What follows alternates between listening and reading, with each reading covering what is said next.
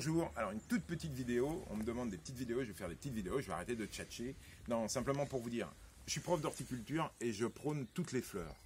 Mais dans votre jardin, si vous voulez des pollinisateurs, bien sûr il faut des fleurs horticoles, mais il faut aussi des fleurs sauvages. Et je vais vous montrer que pour les insectes, des fois les fleurs sauvages sont plus utiles que les fleurs horticoles.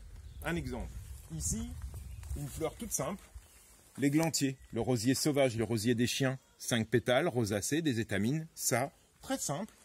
L'insecte va venir prendre le nectar et se servir. Pourquoi? Parce que regardez, tout est accessible. Sa fleur attire l'insecte et il vient chercher le nectar et se prendre de pollen dans les pattes et l'emmener dans une future graine, dans une future fleur.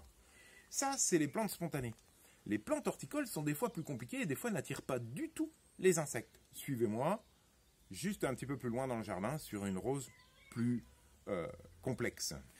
Nous voilà sur un rosier grimpant que j'aime bien, Ghislaine de Féligonde, mais vous voyez que ces fleurs sont composées de pétales multiples, très serrés, et forcément peu accessibles aux pollinisateurs. Vous voyez? Et donc il est important de vraiment choisir des essences, certes jolies, vous pouvez les mettre dans votre jardin, mais n'oubliez pas les fleurs spontanées.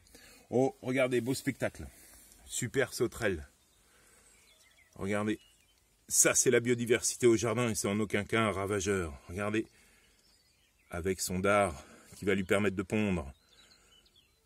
Exceptionnel. Bon, je vous emmène sur un autre exemple. Le pavot. Le pavot simple, ou coquelicot, mais là on va parler du pavot somniferum, et le pavot horticole. Allez, on se retrouve tout de suite. Voilà un super pavot, le pavot somniferum, qui est intéressant, et celui-là, c'est l'espèce classique.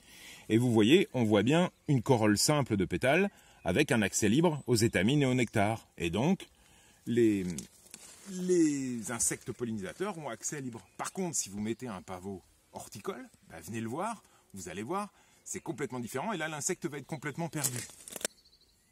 Allez, encore un pavot, et vous voyez, celui-là c'est le horticole, très chevelu, très chargé, mais on cherche et l'insecte va fatiguer à chercher les étamines à l'intérieur. Donc il est beau pour nous, spectaculaire, mais moins pratique pour les abeilles et moins pratique pour tous ces pollinisateurs.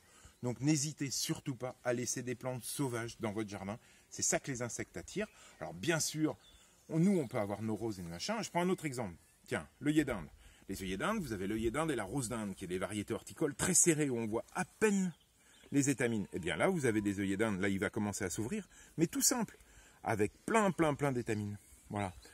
Donc oui, l'horticulture est intéressante pour nous, elle nous apporte des fleurs, mais ce que je vous ai dit, c'est que dans un jardin, il faut que ce soit multiple. Et donc, il faut des fleurs à la fois horticoles, mais aussi sauvages. Allez, jardiner naturel.